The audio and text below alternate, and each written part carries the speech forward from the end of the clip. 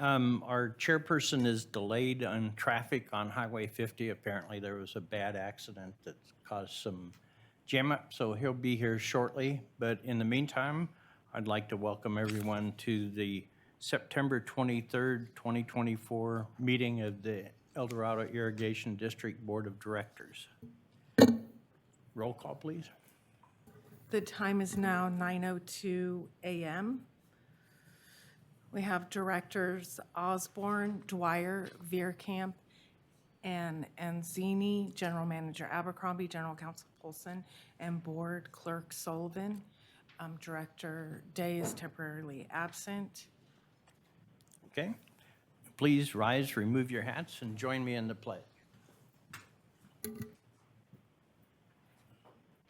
Ready?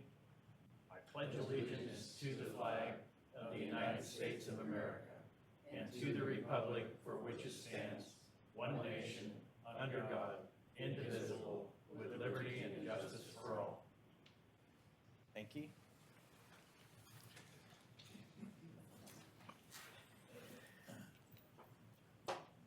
Okay, do I have a motion to adopt our agenda for today? So moved. Thank you. Thank you. Any comments? Board comments? Oh, thank goodness, Alan, you're here. Any public comment on the adoption of the agenda? Director Day arrived at 9:03 a.m. and will be participating in the vote of, on today's agenda.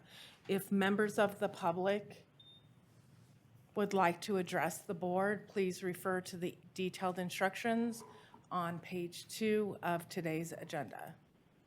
Did you get my text? Did you get my text? Vice President Dwyer, it doesn't appear any members of the public are wishing to speak on the adoption of today's agenda, moved by Director Osborne and seconded by Director Anzini. I believe we're ready for the vote. Thank you. Please vote. Division 1, 2, 3, 4, and 5, voting aye. Motion carries unanimously. So that was the agenda. So now communications, Jim? Under employee recognition, none today. All right. Is there any public comment on an EID-related item not on today's agenda? If members of the public would like to address the board, please refer to page 2 of today's agenda. President Day, it does not appear any members of the public are wishing to speak. All right, thank you. Now we'll go to communications. Jim? Good morning. Just like to report that on September 18th, we had one of our tours down in El Dorado Hills at the El Dorado Hills water treatment plant. There was a significantly high level of interest and positive feedback at the treatment plant. We had over 39 members of the community participating in that. They were able to see up close and personal the plants and the needs for that replacement of that asset. I do want to thank some employees. I guess this could have gone under recognition, but Karen Cross was a major contributor. Bill Pedersen, Patrick Wilson, Ron Mooney, and James Bailey, and Dan Corcoran all were significant contributors to that tour. So an excellent job. And then I think on the 25th, we have one at the El Dorado Hills wastewater treatment plant. And I believe we have, I think, like 30 or so signed up for that. So very high level of interest. So that's good news. And that concludes my report. All right. And thank just one clarification, we did speak to the folks at the plant on the tour, and they said that they heard about the tour in the waterfront. So that was pretty exciting that, you know, we've been putting out the waterfront for so many, I you. believe. They read it, Jesse, they read it. Over 15 years, so, yeah, exciting. Jesse was doing his job. Yeah. Lori, do you have anything? No, I just want, I'll say one thing. Thank you for that. As you know, when I came on, I didn't know where our tours were or if they were doing, and they've become something, established fact that people can use. And I appreciate it because ratepayers' information, education is very good. All right, Brian? Yes, we have a LAFCO meeting Wednesday night at 5:30, a very light agenda. Okay. Pat? All right, and I apologize for my tardiness. There was an accident on 50 and an overturned car. Hopefully, everybody's okay there. How did you survive? Ha, ha, ha, ha. Yeah, I was going to make a bad joke. I won't. All right. Do I have a motion to approve today's consent calendar? So move. I'll second. All right, we have a motion and a second. Is there any public comment on an item on today's consent calendar? If members of the public would like to address the board on the approval of today's consent calendar, please refer to the instructions on page 2 of today's agenda. President Day, it doesn't appear any members of the public are wishing to speak on the approval of today's consent calendar, moved by Director Veerkamp and seconded by Director Dwyer. I believe we're ready for the vote. All right, please vote. Division 1, 2, 3, 4, and 5, voting aye, motion carries unanimously. All right, thank you. We'll move on to item 3, workshop item, our CIP, Capital Improvement Plan. Brian?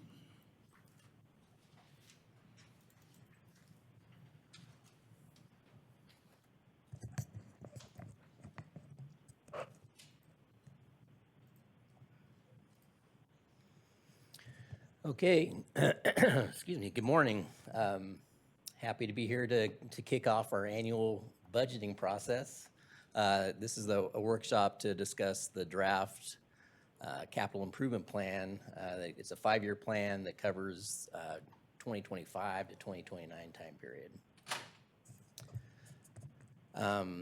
Again, this is our annual budget development, so this is just the start of it.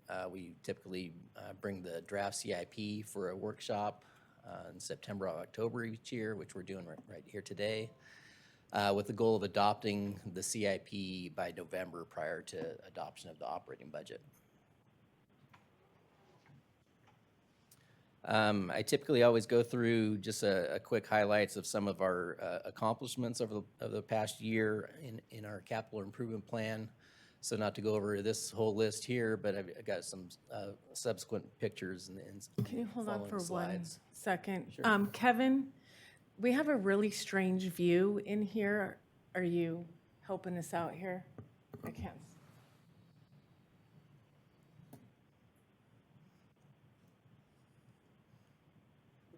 Thank you, appreciate it. Yeah, so let's move to the next slide. Again, just a few pictures of some of the projects. We completed the Echo Conduit emergency replacement after the strong winter storms of 2020, over the winter of 2023. The Echo Conduit was squashed somewhat there in the top left picture, and then on the bottom left picture that there was also an elevated section with a wooden trestle section. So all those damaged sections were replaced at a cost of about $2.2 million. Next slide. Water line replacement. The 4 Bay Road and Drop-Off Road water line replacement was completed, about a $5 million project. This is up in, of course, 4 Bay Road, up near the 4 Bay Dam area. And so this was a replacement of an old leaking water line with a new 12-inch water line primarily. We also take the opportunity where we can to both replace existing hydrants as well as install some new hydrants where it makes sense. So that's a picture there on the right. We also take that opportunity to replace service lines and meters in these areas as well, along with the water line replacement. Another one at our Reservoir A water treatment plant. This is the replacement of our inlet filter valves, cost of about $2.6 million. Next slide. On the wastewater side, we've completed a large replacement, about 3-mile-long replacement of the mudload force main, almost $60 million to replace that. That force main, as you know, had several breaks, was causing a lot of overflows, sewage overflows. Has been problematic for years, so we've got a really good chunk of that. There's still one last piece remaining that's in the 5-year plan. I've got a question or maybe a comment. The replacement line is larger diameter than the one that was in there. Is that correct? Yeah, the existing was a 12, and we replaced that, I believe, with a 20-inch. Okay. And there's been some comment that we're doing that for future development. But I think there's an engineering reason that we did that, is that when this, and tell me if I'm wrong, but the stormwater that would intrude into the system required more pumping pressure through the smaller pipe, which caused the pipe to break, and we had reportable spills and other not good issues. So the real reason, or one of the primary reasons that we went to a bigger diameter, is to reduce the required pumping pressure to move the effluent to where it needs to be. Is that a correct That's right, assumption? Director Dwyer. Yeah. It's a complex thing with hydraulics, but yeah, and we've modeled that. But yeah, we have a large pump station that we can only use a certain amount of pumps. So with upsizing that, we can use the full capacity of our upstream pump station to pump into that. There's also a lot of smaller pump stations as you go down the line that pumps into that affects the hydraulics. So that was the primary benefit of going with a larger line for that. Thank you.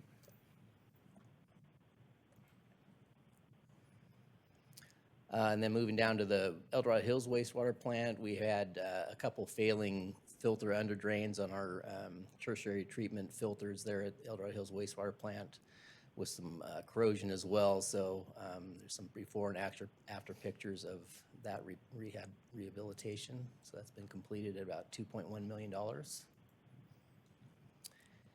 And then moving to the projects that are currently under construction, a little bit smaller list right now, Flume 47A. We have that project that will be getting going this fall. Silver Lake East Campground Water System, the Slide Park Intertie improvements is getting going this year, as well as a generator replacement at Reservoir 1, as well as other backup generators at some of our water and wastewater pump stations. And then the Bass Lake tanks recoating and what turned out to be structural rehabilitation as well. So next slide, which is some of those pictures. This is the Silver Lake East Campground. Involves a well house to house the electrical and storage tank. It also involves a lot of water line replacement and new water lines to connect the new well to the campground system. This is a picture of Flume 47A replacement. It's a fairly short section, but each flume has its own complications and difficulties. But this one is about a $4 million project that'll again be going underway this fall. The Bass Lake tanks, we have two 4 million gallon tanks, 8 million gallons total that serves the Bass Lake, El Dorado Hills area. As typical, we've got a lot of corrosion as we went into this project started as just a recoating project. As we got in there, realized that there was a lot of structural rehabilitation we need to do with the roof. So that's been accomplished. It's been a difficult project for sure with the contract. There's been contractor delays with this. The first tank was supposed to be online months ago. I think we're at the point where the first tank is ready now. They may already be charging that with water, but we still got another tank to go on the exterior recoating for that one. So in total, that's about a $4 million project for those two tanks. Question for you? Yeah. When will that be completed? Do you know the current schedule of that, John? About 4 to 6 weeks out. Okay, Somewhere around there. all right, before the rainstorm start. Before the rain, yeah, that would be the goal, yeah. Okay. And then just some other ongoing projects, Silver Lake Dam replacement, which I'll have some slides on that. Two flume replacement sections. Our two highest priority flumes are Flume 45, Section 3, and Flume 48. And I'll talk about some grant good news here in a second. El Dorado Hills Water Plant, 24 MGD improvements. The design was just recently approved and we'll be getting underway with that. We have a few floating covered reservoirs in our system, and Reservoir 1 in Pollock Pines is one of the top priorities for those replacements. And then some ongoing work with Water Right Permit 2112 change petition, completion of the Hanson conversion, and penstock improvements. So Flume 45, Section 3 replacement, this was discussed with Brian Deason, I think discussed this at the last meeting as far as the grants. We got a really great news on this. It's about a $7 to $10 million project. We've got a grant awarded from FEMA for the phase 1, which is the design and completing the environmental components of about $250,000, and that really sets us up for future grant money of about $6.7 million for construction once we get to that point. So that is in our CIP. And then after that meeting, next slide, we got some more good news. We got another grant from FEMA for Flume 48. This is about a $750,000 award for phase 1. And then again, that puts us in good shape to be eligible for construction grant funding for this flume replacement as well in the future. So that's just kind of a review of what's been going on this last year. So now this next few slides will move into the next 5 years. And just talking about challenges, I think probably nothing new. These are always the challenges every time we go through these the CIP. And number one with that challenge is trying to fit the expenditures within our financial plan. The board approved the cost of service study last year. Those rates were tied to a financial plan. So that was the charge for us, is to try to fit our next 5-year expenditures within that financial plan, which is about $240 million of expenditures on the water utility side of things, and then about $36 million on the wastewater utility. So as always, that always includes deferral of several needed projects that we know of, projects and programs, and there's always associated risk of deferral, as we've talked about in the past. Another challenge is typical each year is that, as staff looks at the needed projects, there's always just a large number of projects that we need to do next year. And so in 2025, we always start with just a long list of projects in 2025 that, from a staff standpoint, staff resource standpoint, we need to try to spread those out and not just, front load them, although they're probably needed in that first year just from, the metrics that we have, just from a resource standpoint. Makes sense to try to defer those within the 5-year plan. So we set out to do that. Next slide. I also want to mention we do have a prioritization system. Just talk a little bit about that, just to remind everybody. It's a fairly simple prioritization system, just 3 levels. So we have a priority 1 projects are of course the highest priority. Those are projects that address either a health and safety issue, could be a regulatory mandate associated with a project, or if it's already under construction, that's also a priority 1. The majority of our projects are priority 2 projects. This is just life cycle asset replacement of old and failing assets. Although a priority 2 project might also be something that increases revenue, like a solar or batteries that we've done in the past. Or it could be projects, from the recently adopted master plan that providing capacity for increased growth. And then finally, priority 3 projects are some of the projects that are there to improve efficiency or level of service. And then after that, there's also another level of ranking, either 1, 2, or 3, to try to rank some of the similar projects. And next slide, I'll talk a little bit about that and how we do that. So this is just an example under our hydro program of the prioritization. So you can see at the top, hydro arc flash, risk assessment, Silver Lake Dam, those are priority 1 projects. 1 is the health and safety. We just need to keep up with that from a health and safety standpoint. Silver Lake Dam is a regulatory requirement. So that's a 1B.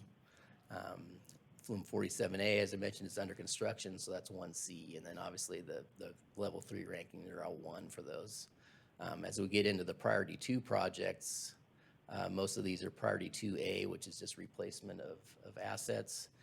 But then we start looking at that third level and figuring, okay, this is needed to replace an asset. What's their priority between those? And so we try to either assign a 1, 2, or 3.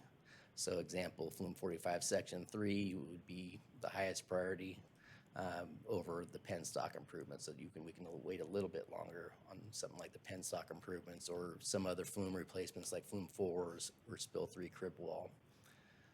And then finally, priority 3 projects we've got listed here would be like assessing our assets in the hydro system or the fish ladder diversion improvements. Those are priority 3 type of projects. So that kind of informs us of how we spread those expenditures out over the 5-year plan. And then more on deferrals and reductions. So the initial 5-year CIP as staff started meeting on this, started at about $387 million. Again, trying to get down to the financial plan numbers, we made our deferrals and cuts of about $67 million.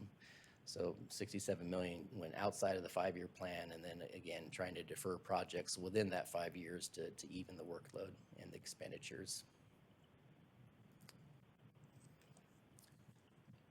So this is just a chart showing where those expenditures lie. In total, it's about $320 million over the 5-year period.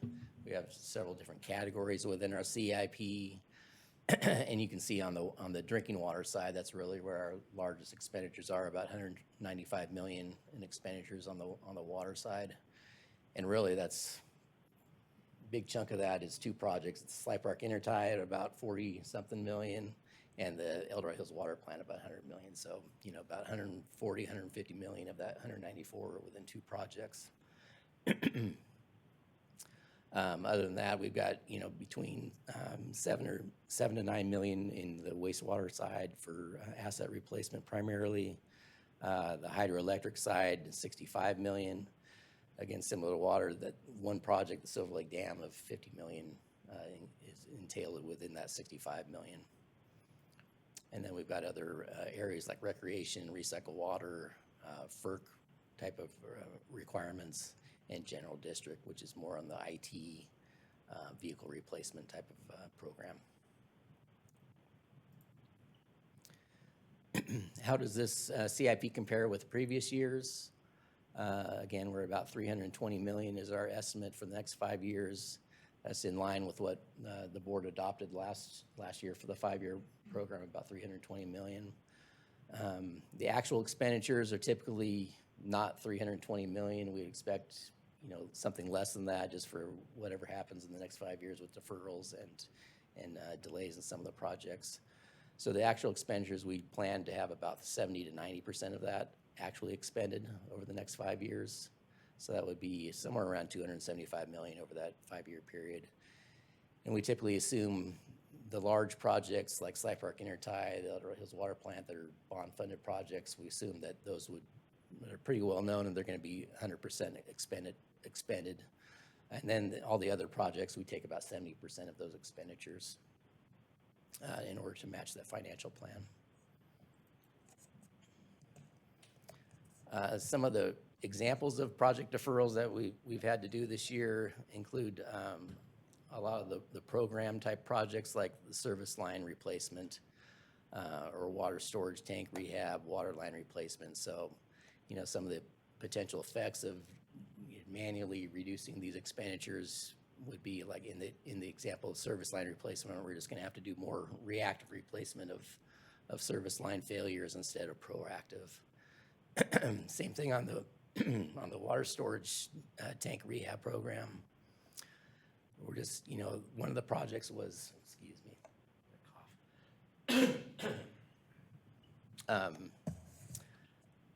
on the water storage tank program, we removed, I believe it was tank 6. This is a tank kind of south of Placerville that's really due for a complete replacement, but it's still in operation. So again, that by deferring that type of project, we're just gonna have to deal with continued corrosion and eventual replacement when we can afford that. Water line replacement, again, just having to deal with the increased leaks, unplanned outages, that type of thing. Reservoir 1 water treatment plant improvements, I think we mentioned in previous meeting, we kind of had a choice to make between El Dorado Hills water plant expenditures and Reservoir 1. We've got $100 million planned for El Dorado Hills. There's definitely a lot of needed expenditures, needed projects at Reservoir 1. Replacement of the floating covers, I mentioned, is one, as well as other process-related things from our condition assessments. So there's really not a whole lot of expenditures within the next 5-year plan on Reservoir 1. I think we're in the mode of, we'll plug in some smaller projects where it makes sense for projects like the storage tanks. That's going to be an expensive project, and we've got grant applications in for that to see if, so if that comes to fruition, maybe we can do something a little bit larger of a project. And then in general, across the board in all different areas, there's been a lot of deferrals of pump stations, sewer lift station replacement. And so again, the risk is just additional unplanned outage and sewer overflows, which I'll talk about in a couple slides, a recent example. So some of the projects in the 5-year plan, the Silver Lake Dam replacement, $50 million. Again, in the 5-year CIP, it's shown it's beginning in 2027, and primarily it's probably going to be a 2-year project.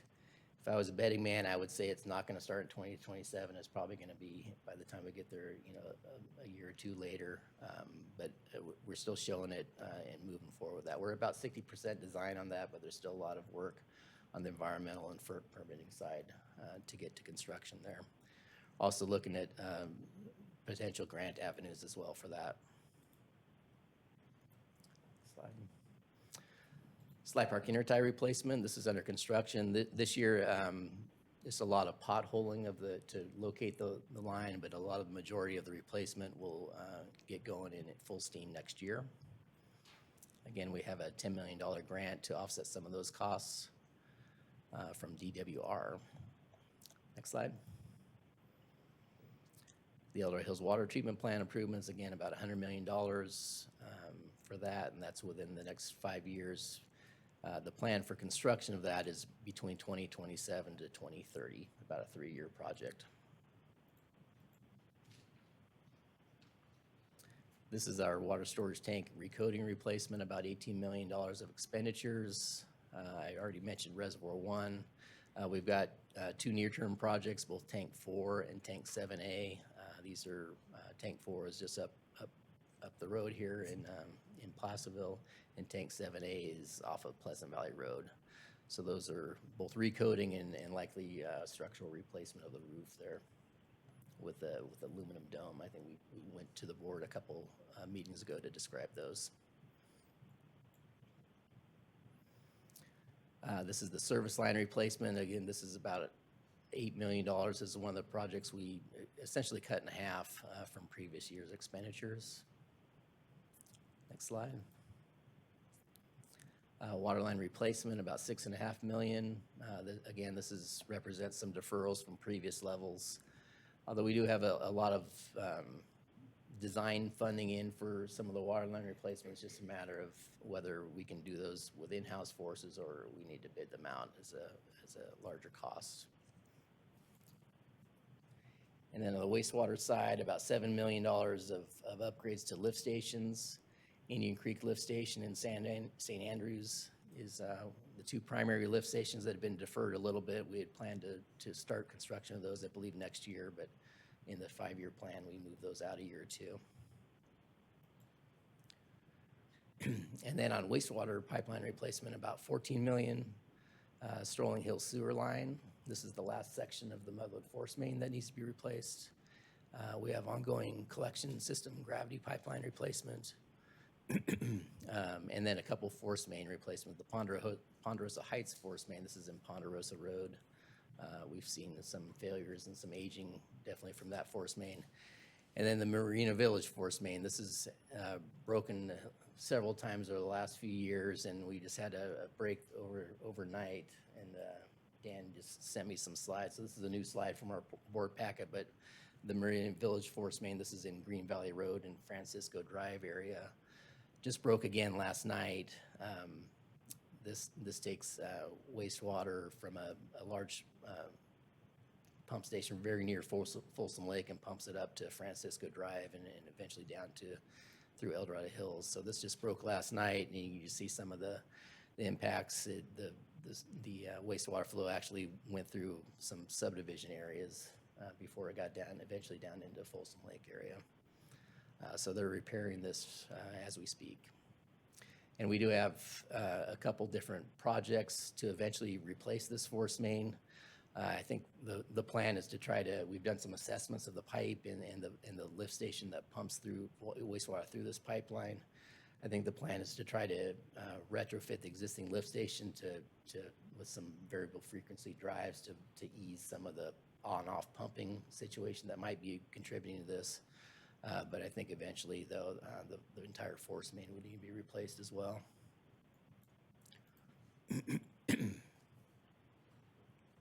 And then finally, on General District, this is again just completion of our Hanson 7 conversion.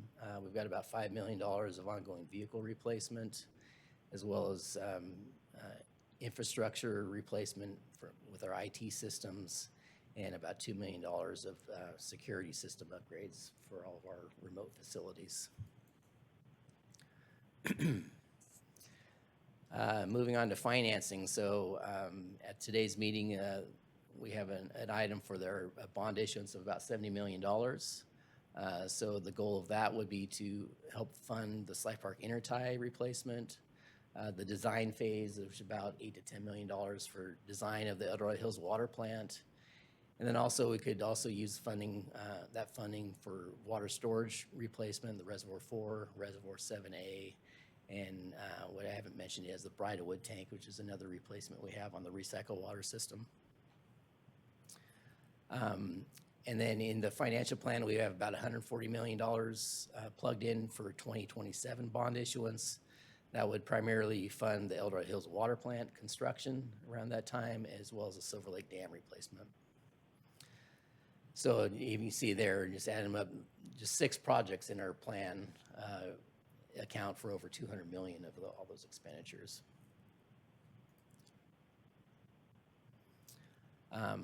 As well as the bond issuances, we have annual revenue that we receive from rates to help fund more of what we call pay-as-you-go projects, some of the smaller projects, as well as FCC revenue that helps pay for some of these projects as well.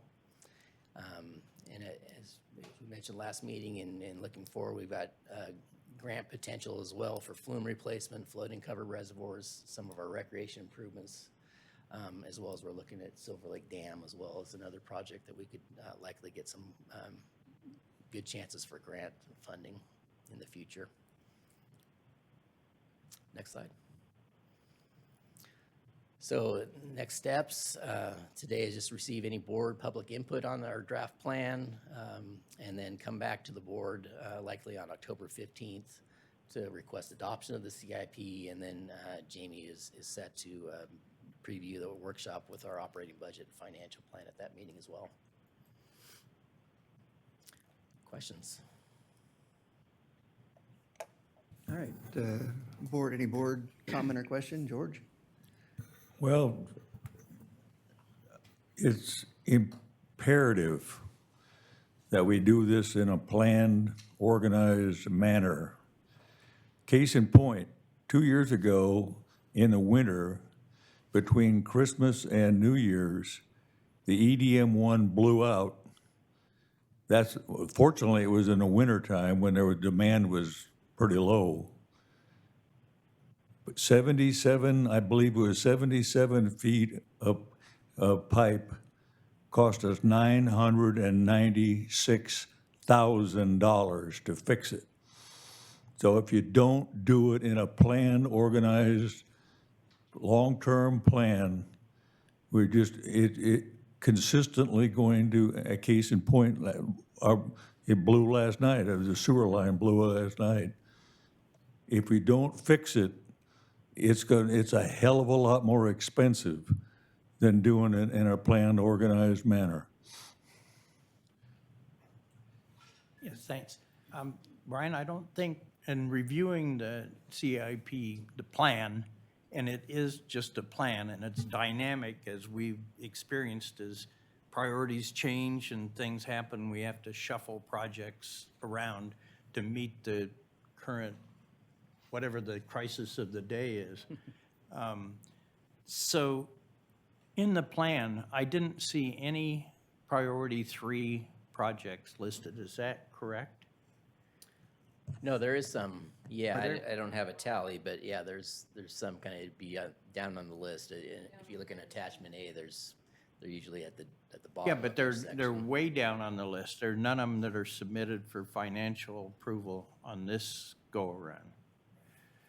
They're on the most- list, they're just not up for approval. Yeah, So we're there's no, deferring all the priority 3 there's projects, no, and typically that's no dollar expenditures the next year. 60, almost $70 million that we're pushing off into the future. So in your experience, as time goes by, do projects get cheaper or more expensive? Sounds like a leading question, but yes. I know the answer, yeah. It's a trick question. Projects do not get cheaper, no, that's for sure. No, and I guess that's my point, as we lack the money, we lack the capacity to do all these things. If we could, we'd do all these things now, take care of them, button them up, and be happy, at least for a few years. But we don't have the in-house capacity, we don't have the financial capacity, don't have the contractor capacity in some cases to do all of these things now. So we have to do what we can with our available resources, and I think this is a pretty good approach, and there isn't any fluff in there that I can see at all. Matter of fact, I'm kind of discouraged that, and understand we have to defer our service line replacement project, but there's other priorities that need to be done, and so that's just the way it is. Thanks. Brian? Yeah, I'll just add in, Pat, I think it's well said that, you know, if you don't make a plan, then you've got nothing to work from. And I think this is minimal. Again, costs will not go down, they will go up. George alluded to, and I totally agree, we're paying probably 3 or 4 times the rate for the emergency repair as we would if it would have been a planned replacement.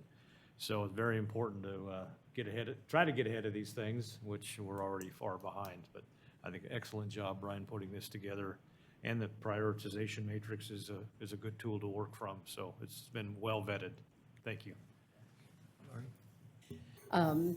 Good plan, as small as it is.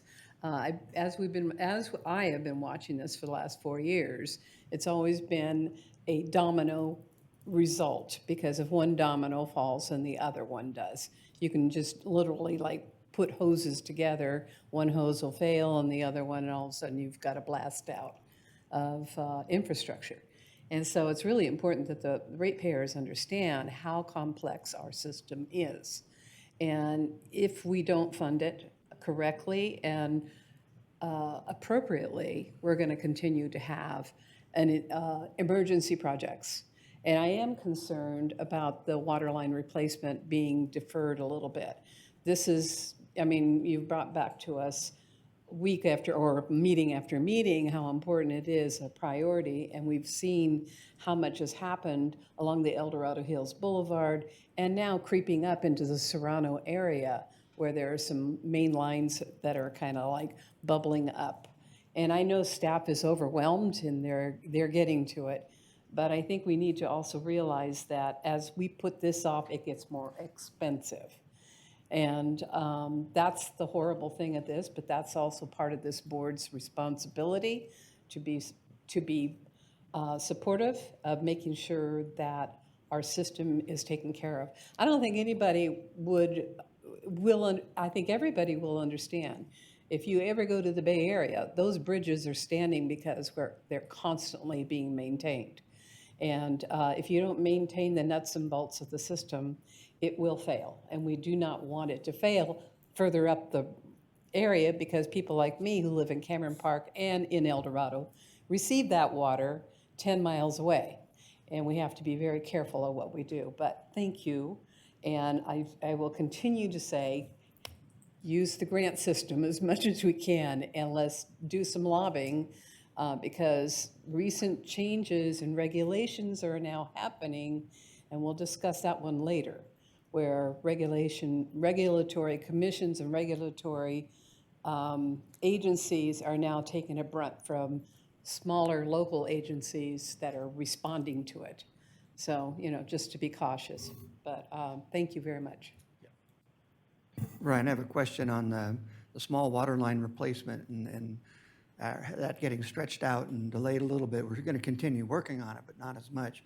Is that primarily because of a crew issue, a logistics of needing manpower in other places? Or was it more of the financing? More of the financing, yeah, I mean, there's a lot of smaller lines, Forney Road, water line replacement, Harris Road. So the approach we took is, boy, that's gonna be really expensive if we just do a design bid on that. And maybe eventually some of these are just too big for our crews to do, but some of the smaller ones we're looking at, there's smaller dollars if you look, kind of the detail that are included that maybe our crews can do. We haven't really fleshed that out exactly yet, but it's just more of an indicator that, we'll put in some smaller dollars to see if our crews can do some of the stuff and defer the bigger projects that we would have to bid out. Okay, thank you. Can I have seconds? Thank you. I think that we have projects and the prioritization process shows that, but just to make it clear, there's projects that we want to do, like the service line replacement. And then there's projects we gotta do because of regulation or other government agencies. Silver Lake Dam is a good example. So there's some things that are priority one that said, we've gotta do this because of, like the FERC, the regulatory agency says you must do these things, and we gotta do them. And then we gotta fit in the wanna do's with those gotta do's. All right. I'll open this up to public comment on workshop item 3 on the capital improvement plan.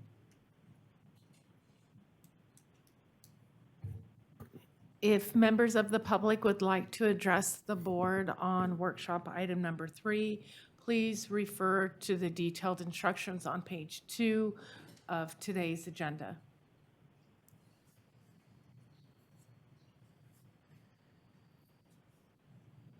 President Day, it doesn't appear any members of the public are wishing to speak on workshop item number 3, which is an information-only item where no action will be taken. I believe we're ready for the next item. All right, thank you. We'll move to public hearing on item 4, and we'll open the public hearing at 9:45 a.m.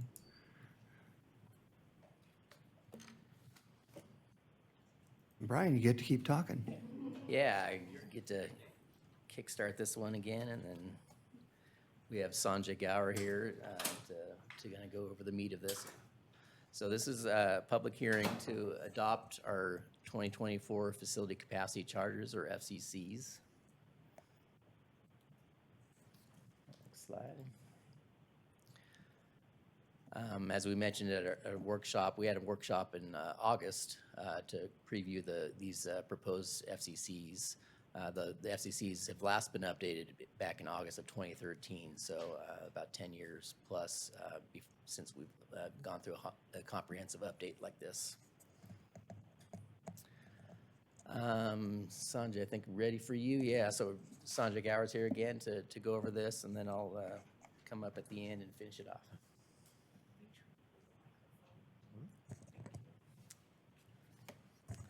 Good morning. Thank you, Brian, President, board members, staff, public. It's my pleasure to be here again to talk about the facility capital charge. This is our agenda for today. We'll be talking similar to last time, so I'll be a little bit more quicker in some sense because we've already talked about this. So we'll go to the next slide. Just a little bit about myself. I do this for a living. I've done this for 25 years. I help agencies all throughout California, assisted over 150 agencies. I speak quite a bit at conferences, write articles in journals about these different things. I have 2 master's degrees, one from the Banana Slug of UC Santa Cruz, and then also at Harvard, Crimson Color. So what are we talking about today? We're talking about facility capital charge. It's a one-time fee for development to join the system. As you know, there are assets already in place to accommodate growth. There's also new assets or new facilities that need to be in place for future growth. And what we're talking about is those fees to cover that. One of the challenges with doing these studies, I always say, is the nomenclature that we use. A lot of different agencies use different names. Some people call it connection fees, capacity fees, system development charge. We're calling it here facility capital charge. And really, it's about equity. It's about current users have built the system. They've been paying it through rates. Someone wants to join the club, and what should they pay for? And then there's future assets that need to be placed. And the challenge is a lot of those future assets are a combination of growth and development, and growth and current users and regulatory. And so we need to make sure we allocate those fees appropriately between each one. So each group of customers, current and future, pay their fair share, and it's equitable. I'm sorry, for the record, it's facility capacity charges. Thank you. I knew I got that wrong. I appreciate you correcting me. So today is considered the resolution to adopt the facility capital charge. Capacity charge, thank you. I'll get it by the end of the presentation. And that's our goal of today's meeting, and for me to get it correct.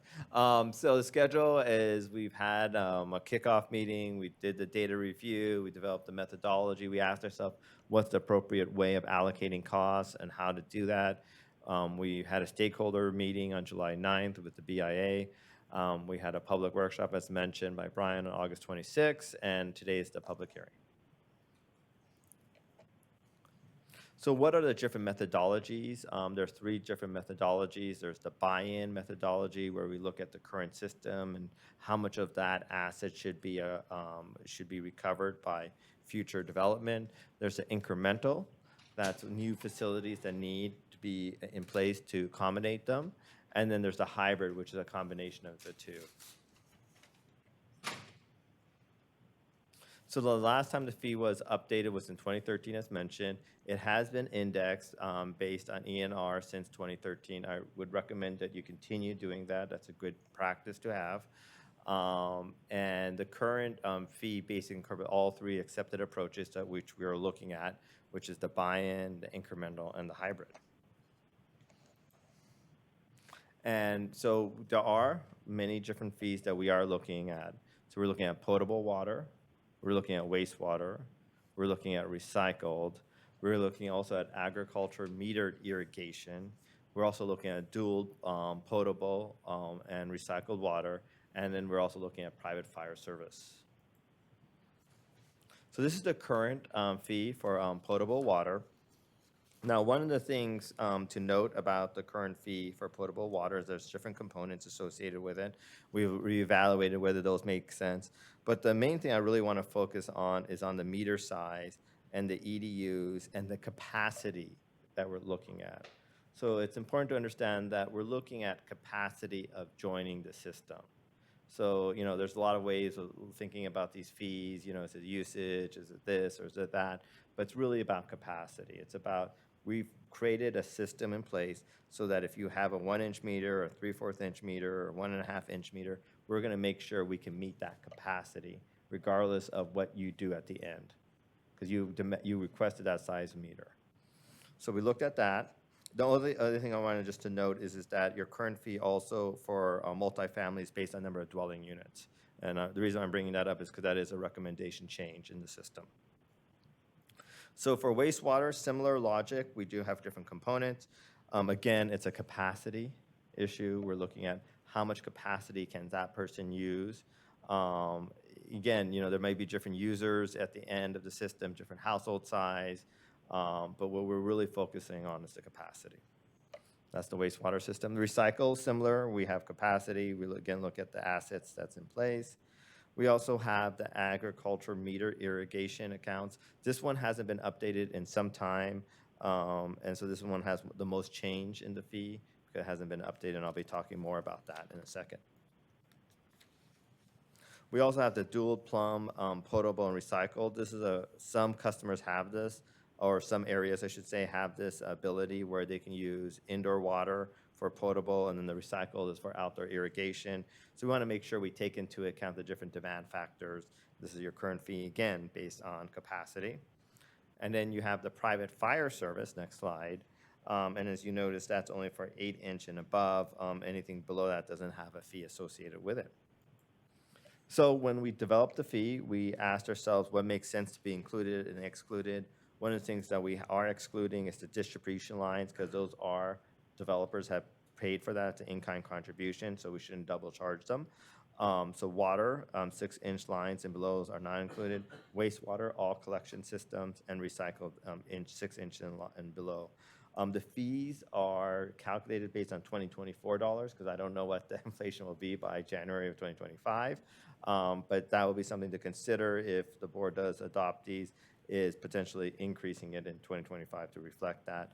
One of the things we also look at is the asset value and ask ourselves, what is the appropriate value of the system? There's different methodologies there.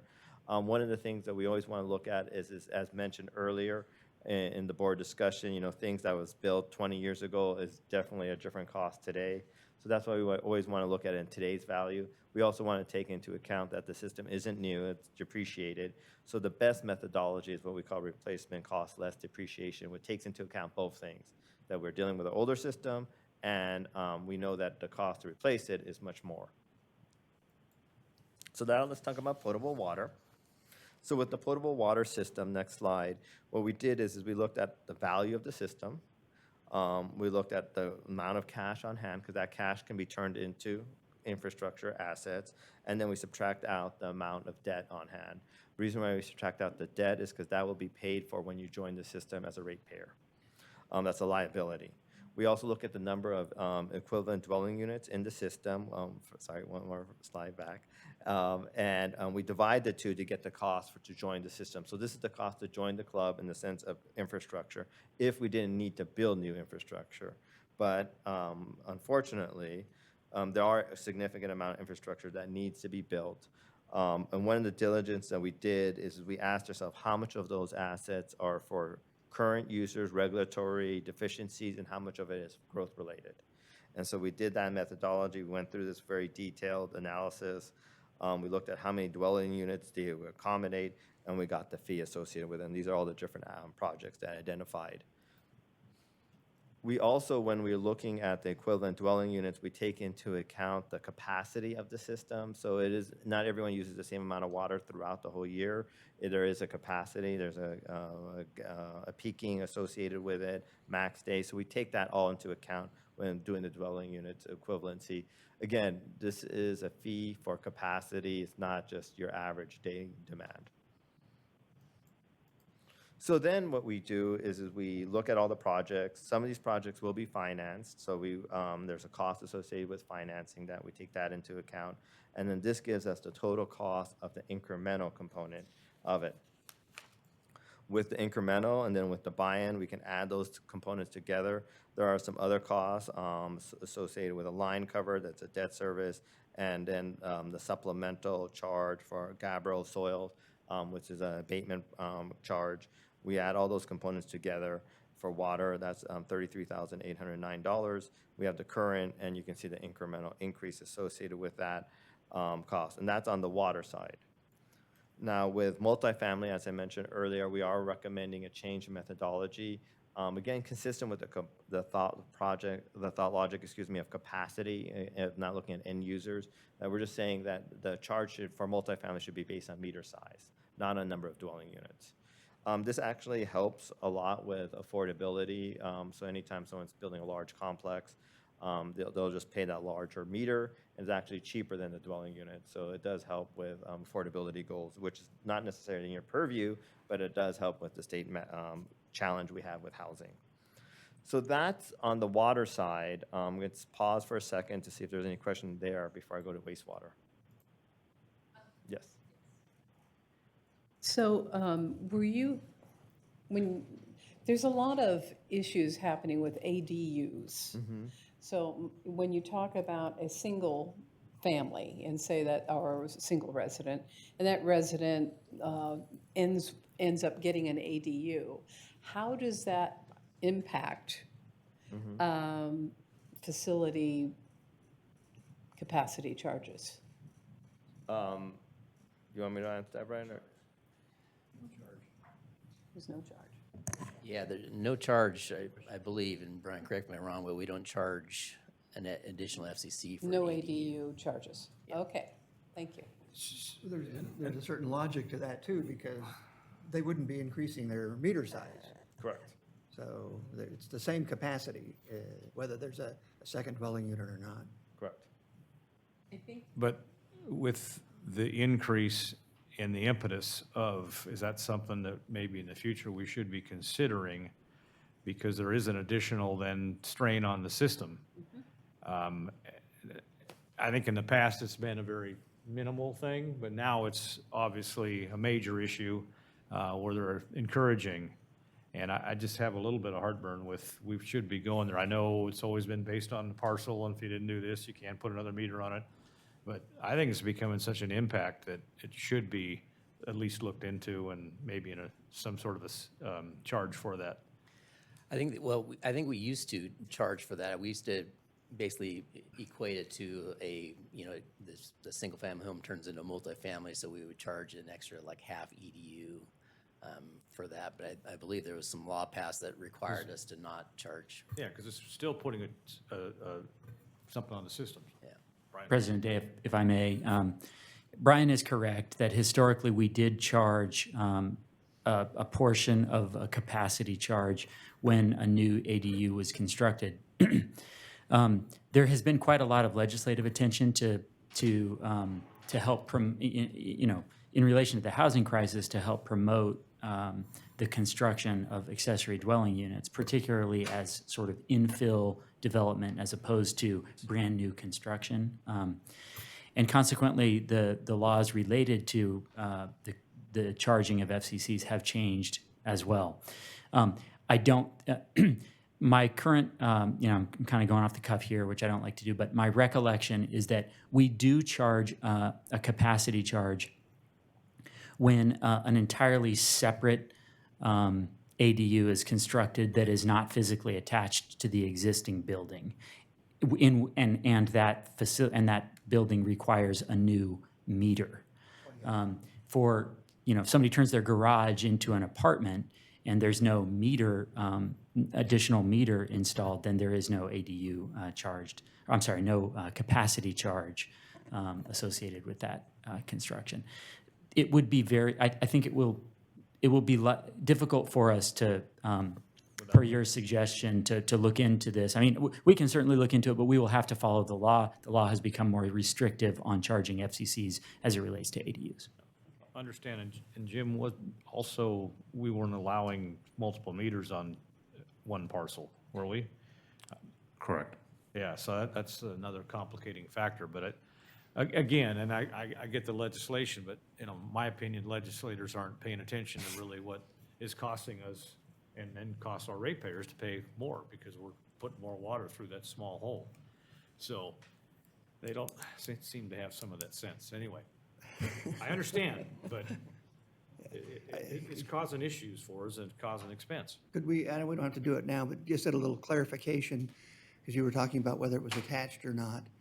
And I'm a little confused by that because, the common thing with an additional dwelling unit on a lot that has an existing home, it's a granny flat or something like that, typically would be separate. But they would tap into the existing main line and not do an additional meter. But it would still be separate, because you had mentioned that mattered. And historically, we would have charged a portion of a capacity charge to that for that particular instance. We no longer do that. Okay. If a new meter is required for the additional unit, my understanding, and unfortunately Mike Brink is not here today, but my understanding is that we still charge a capacity charge, a connection charge for that facility. But we will, I'll get some clarity on that and circle up with the board. Okay, thank you. Go ahead.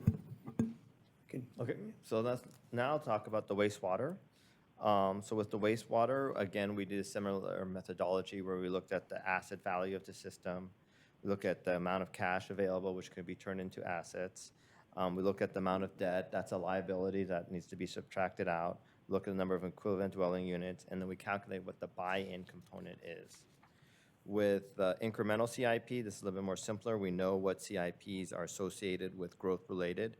We take that into account. We take into account the number of EDUs that we're anticipating that will serve. We have that fee there. And then we basically, the next slide, basically is a summary of that information, a little bit more easier to digest, but the same calculation. We are using a bit of a conservative growth rate associated with the number of EDUs that are coming online. So based on those two informations, we go to the next slide, and we basically do a buy-in and incremental associated with the FCC. As you notice, that this fee is going down. The two major drivers is a lower asset value, aging system, and then the amount of expansions that's needed for wastewater system has gone lower because there's less growth occurring. So this is a lower fee. Now, of course, when someone develops in this service area, they're both paying potable and water, so we should look at the whole combined fee together. So we have the current, we have the proposed, and we have the incremental increase, which is $4,491.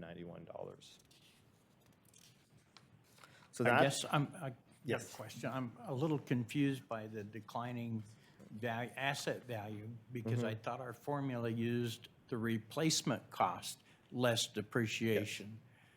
So how can those asset values be going down? And unfortunately. they seem to be grossly understated. I mean, replacement cost for a water treatment plant is probably, I can't even guess what it would be. Yeah. Correct, and that's a good point, and one of the challenges is that the assets have depreciated so much. So it's that whole issue that we talked about earlier, it's this aging infrastructure. So when something ages, the value turns to zero. But help me a little bit. If we built a water treatment plant that cost $200 million in the 60s, which we did, and we've even fully depreciated that down to zero, I got a feeling that and this is just guts, the replacement cost for that asset now would be, yeah, well, Correct. like $500, $600 million.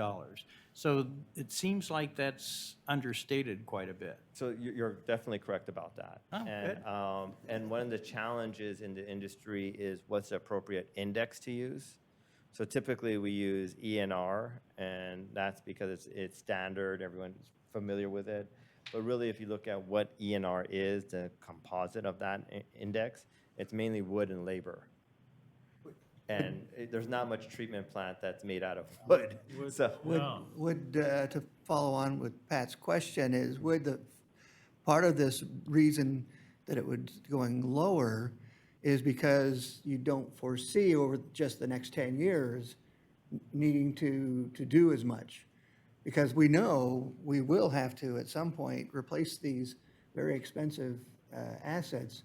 But is that one of the reasons, because I think I asked this question last time. Well, we know we're going to have to, why don't we go ahead and collect money? Because we know maybe not in 10 years, but in 15 or 20, we're going to be having to replace that. And wouldn't it be better to start building up the bank reserve for that now? and that needs to be funded by rate funded. That's the challenge, because if something's totally depreciated, then it should be rate funded, not growth related. So that's the challenge that we're in. Thank you. So we go to the next slide, and yes, thank you. So that's the wastewater. Is there any other questions on wastewater before we go to recycling? Okay, so let's go to recycling. So with recycling, same methodology where we looked at the value of the system, we look at the reserve balances, We divide it by how many customers it serves right now. We get the fee at $3,115. We're not, next slide, we're not planning to expand the system on recycling, so there isn't an incremental component, and this fee slightly drops by $1,131.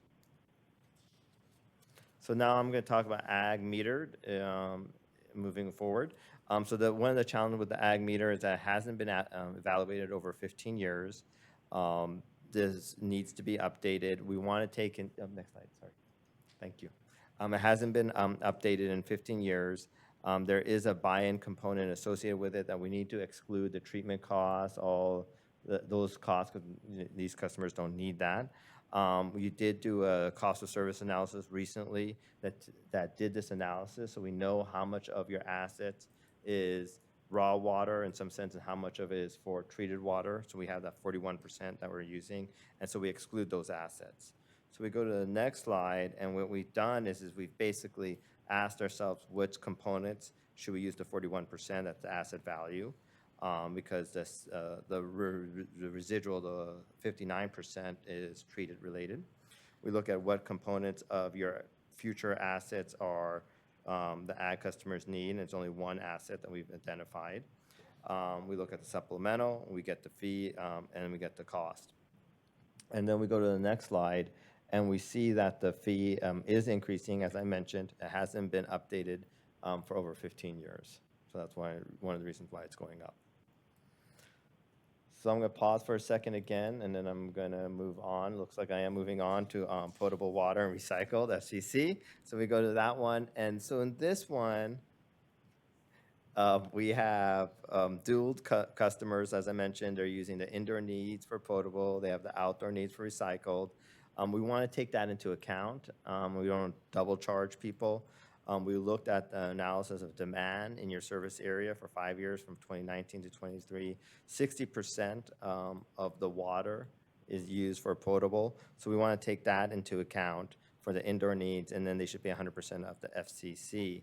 So when we go to the next slide, we can see the components associated with the cost and which of those components we want to exclude because they don't need all that facilities because it's indoor needs. We take into account the incremental component, and we get the total fee right over here. And we compare that total fee with your current fee, and this one does slightly go up by $2,381. So with private fire service is the next one. You currently only charge this for 8 inches and larger. We did do a survey looking at other communities to see if people do this fee or not. We didn't find anyone that has this fee. So we're recommending that we don't have this fee.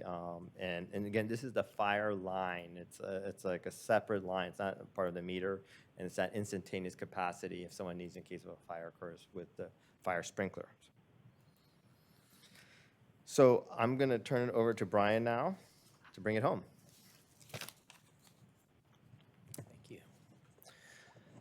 So I want to mention, we did receive 2 letters, one from the North State BIA and one from Hefner Law representing Lennar on Friday. And those letters are available at the desk here if anyone's interested.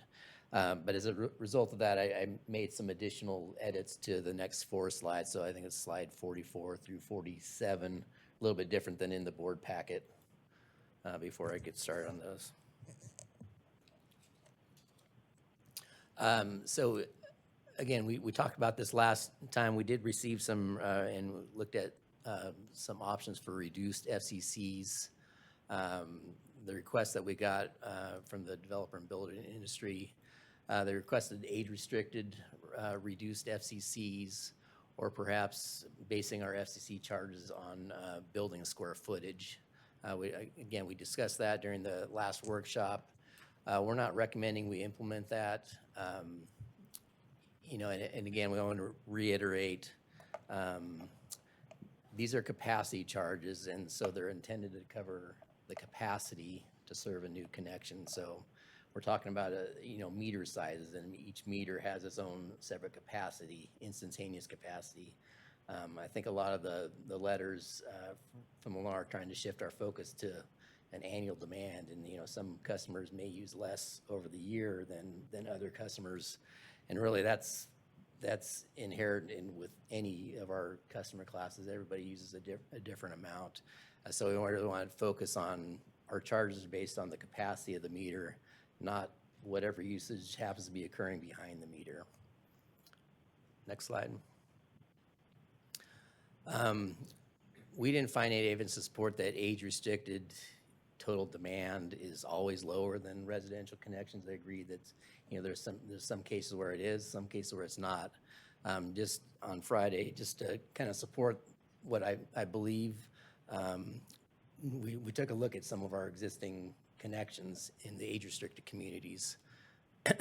First, though, per our water supply and demand report, we know that a typical single-family residential home in El Dorado Hills uses about 0.57 acre-feet per home on average. This varies widely depending on what kind of home it is and where you're at. We also took a look at just some examples in our Four Seasons age-restricted community. This is one of the first age-restricted communities in El Dorado Hills. Again, this varies widely, but just kind of on average, the homes that we picked out, some of them use over an acre-foot of water. This is a dual-plumbed community, so we had to add both water and recycle water. But I mentioned last time, Four Seasons is age-restricted, but it's pretty well-watered. There's lots of turf, and it's pretty lush in there. Compare that to one of the Carson Creek age-restricted homes. If some of the board members recall, several years ago, Lennar came to us requesting an exemption from the dual-plumbed requirement, just because of the cost of installing dual-plumbed didn't make sense for them. So the board approved that with some approved the exemption, but we also required through an agreement that that development installed this extremely low landscaping. So if you go out there now, you see just a lot of bark and a few just drip irrigated type of plants. So that's an example of a pretty low water use development. We looked at some of those homes, just on average on just some of the ones that we picked out was about 0.4 acre-feet, just for comparison. So the point of this is that we just don't feel that age-restricted, first going down the rabbit hole of the capacity of the meter versus the annual demand. I'm allowed to go take myself down the annual demand route. It still doesn't make sense. There's still a lot of variations between age-restricted homes, and it's just not always so much lower than what has been claimed. And then on the aspect of building size or even lot size, that's also been mentioned before as far as correlating that to water use. We believe, a smaller residence may use more water than a larger residence. Just depends on the landscaping outside, or that maybe, the different amount of occupants, more kids versus less kids. We just don't know, and we don't want to get into that type of analysis because we can go all over the district and try to figure out, custom FCCs for everybody. I did, again, look just similar to that last slide. I looked at different lot examples. So Jenny in customer service helped me out with some of this. A quarter acre lot in El Dorado Hills with a 3/4 inch meter uses 34,000 cubic feet. That's about 0.8 acre feet.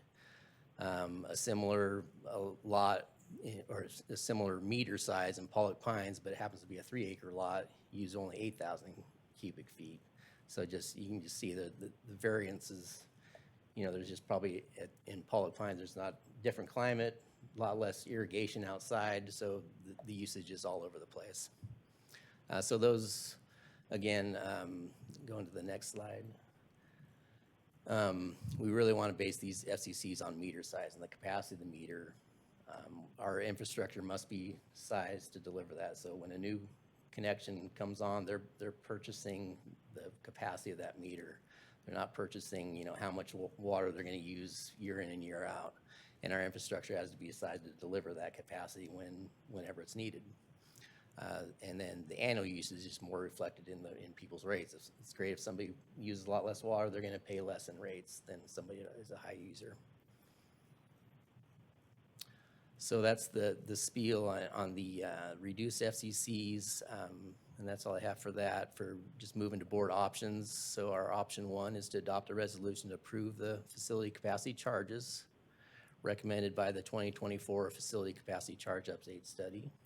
Option 2 be to take other action, and we're recommending option 1. Do we have any questions? There's a huge development. George, Oops, we're going to keep it to only questions, and then after there's I'm a, asking a okay, question. just want to make sure. There's a huge development by DMV in the city of Placerville. This will definitely have an impact on our treatment plant, on treatment plant 1. And I just wondered if that has been factored into our contract negotiations with the city. Because it will, I mean, it's a big project. And so anyway, just that question, okay?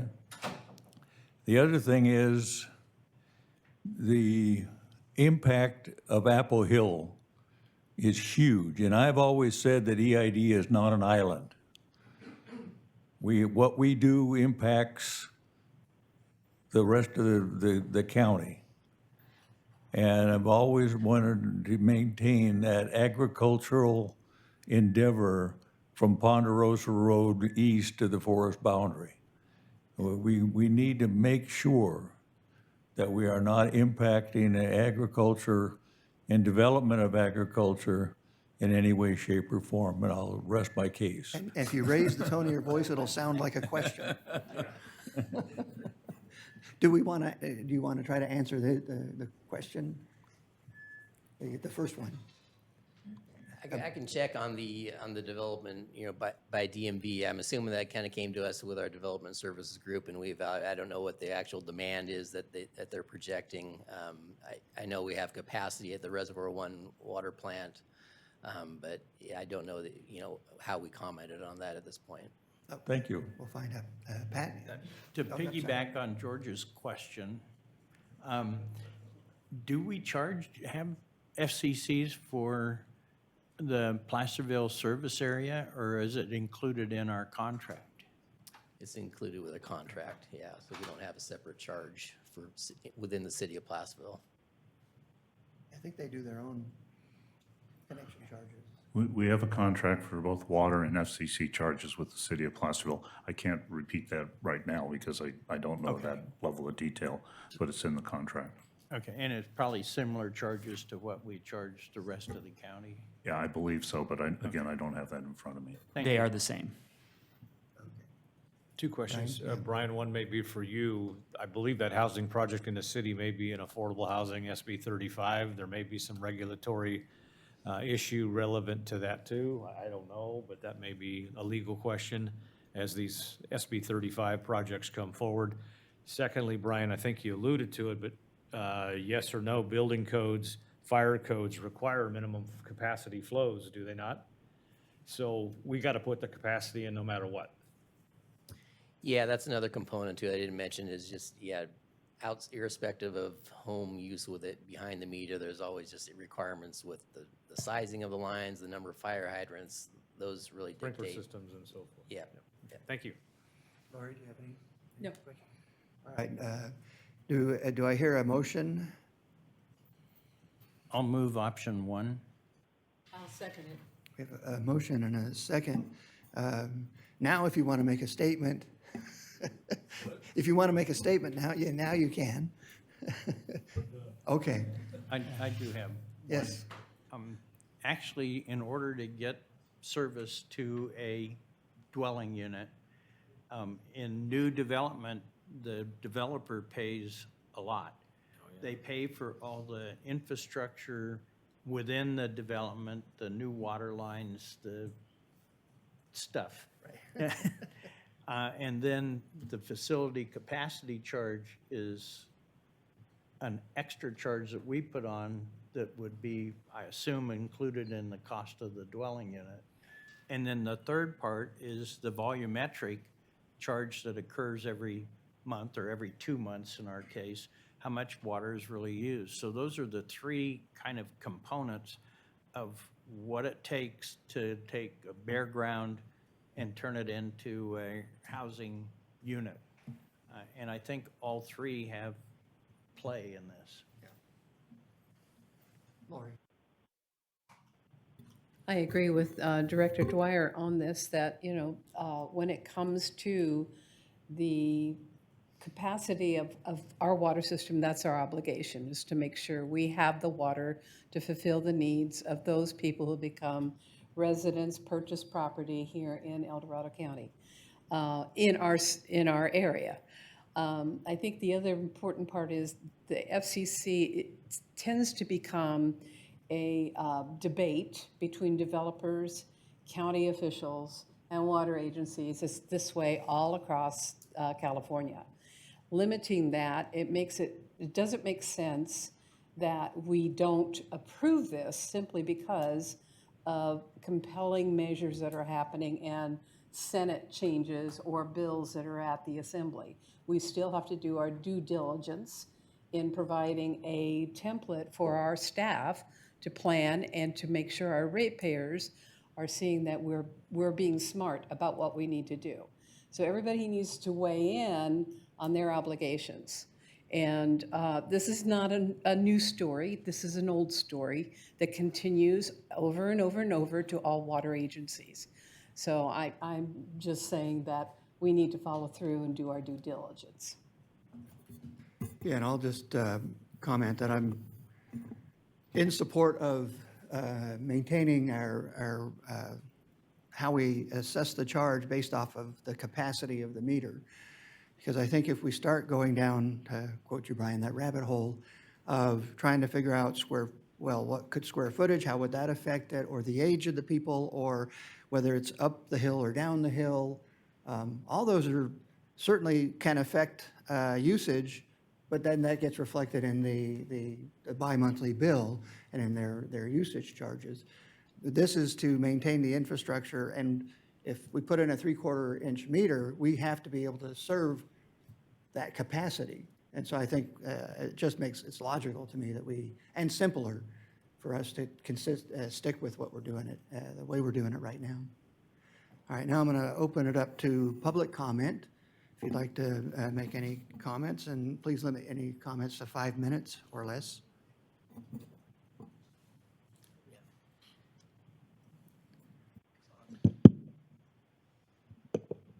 Good morning, President Day. Can you hear me? Members of the board, Chad Roberts at Hefner Law on behalf of Lennar Homes of California, LLC. Thank you for the opportunity to address you this morning. Given my prior comments at your August 26th workshop and in the letter we submitted to you last week outlining Lennar's opposition to this FCC update, I'll be brief. Just want to make a couple of points. First, I think the suggestion that your FCCs are not subject to the Mitigation Fee Act is wrong. FCCs are subject to the Mitigation Fee Act, and the Mitigation Fee Act limits FCCs to the reasonable cost of providing the service. So adopting FCCs that exceed that reasonable cost of providing the service, from our perspective, would violate the Mitigation Fee Act.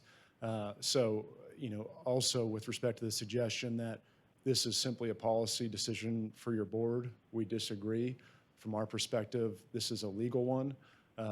Just to hit a couple points with respect to water, the only data we have seen, which is EID's own data, suggests that age-restricted housing uses 40% less water than conventional. This morning is the first time, and I couldn't even actually see the screen, so I couldn't see what Brian was presenting. That's news to us and a little bit disappointing. We hadn't heard about that before today, but I would just reiterate the only thing we had seen before today suggested that age-restricted used 40% less water than conventional. With respect to wastewater, your staff report from the August 26th workshop staff admitted there is a nexus for reduced wastewater FCC for age-restricted customers. The fact is undisputed. Brian didn't mention that this morning. And from our perspective, ignoring those undisputed facts and adopting FCCs that don't take those into consideration, again, from our perspective, would violate the Mitigation Fee Act. That's why Lennar objects to this FCC update and would respectfully request that your board continue this item and provide direction to staff to determine appropriate FCCs for age-restricted housing. Thank you. Thank you, Chad. Go ahead. Excuse me, sorry. Good morning, members of the board. Vance Gerard with the North State Building Industry Association, representing the home building industry here in Northern California. We, of course, submitted a letter last week as well, and I spoke briefly virtually at the August workshop. I must say this room looks much larger on television. I appreciate Brian and staff working with us so closely on this, but I'd like to respond to something specifically that Mr. Gower said in his presentation, which is affordability. The affordability issue is not in your purview. With all due respect to Mr. Gower, I have to respectfully disagree. I only have the one master's degree in the graduate certificate in public policy, but I know that policies like this have to be made with more than one thing in consideration. Policy cannot be made in a silo and truly be effective at serving the community.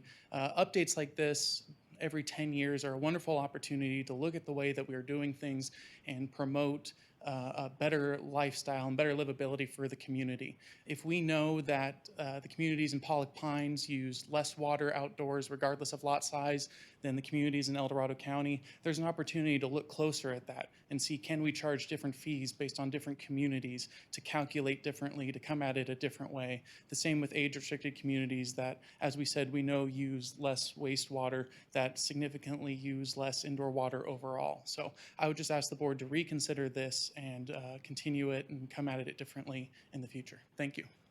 Oh, and candidly, I just want to get on top of this. We would oppose a fee for ADUs as well. All right, is there any further public comment, or is there anyone online? If members of the public would like to address the board on public hearing item number 4, please refer to the detailed instructions on page 2 of today's agenda. If you are participating remotely through your computer, you can just hover your mouse at the bottom of the screen, press raise your hand. It'll notify us on this side, and I will give the option for speaking. President Day, I do not believe that there are any members of the public online wishing to speak on public hearing item number 4. Option 1, moved by Director Dwyer and seconded by Director Anzini. I believe we are ready for the vote. All right, please vote. Division 1, 2, 3, 4, and 5 voting aye. Motion carries unanimously. Thank you, and I'll close the public hearing on item 4 at 10:30 a.m. All right, we'll now move to item 5, to pay our bills. Do I hear a motion? Move one. Second. President Day, I will be recused myself from this item. All right. Is there any public comment on item 5, paying our bills? If members of the public would like to address the board on action item number 5, please refer to the instructions in today's agenda. President Day, it does not appear there are any members of the public wishing to speak on action item number 5. Option 1, moved by Director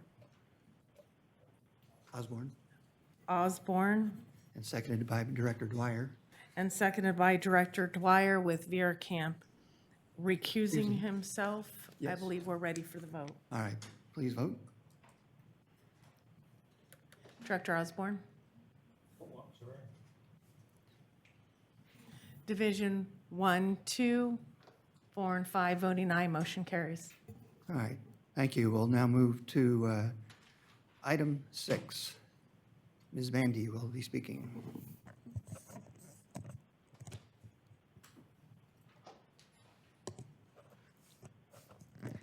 Okay, good morning, President Day, members of the board, Jamie Bandy, Director of Finance. I'm here this morning seeking authorization for our debt issuance.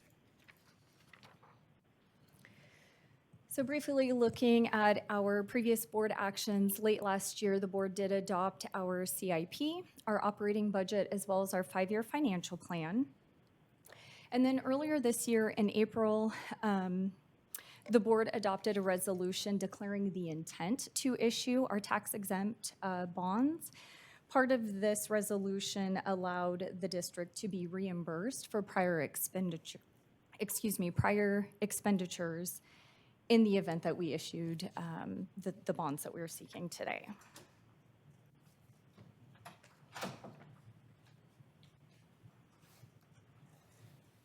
Okay, so we are going to be looking, what is it that we are trying to fund with our 2024 certificates of participation? So as Brian discussed earlier during the CIP worksheet, specific projects that we are looking at to be funded by this particular issuance include the Sly Park intertie improvements, the El Dorado Hills water treatment plant improvements, as well as various water storage tank, flume replacements, as well as Reservoir 1 water treatment plant improvements. And as Brian discussed earlier with the Sly Park intertie, I just wanted to again reiterate that the district did receive the $10 million grant from DWR to help fund that project. So while we did receive that, it is still necessary that we use the bond proceeds as well to complete that project.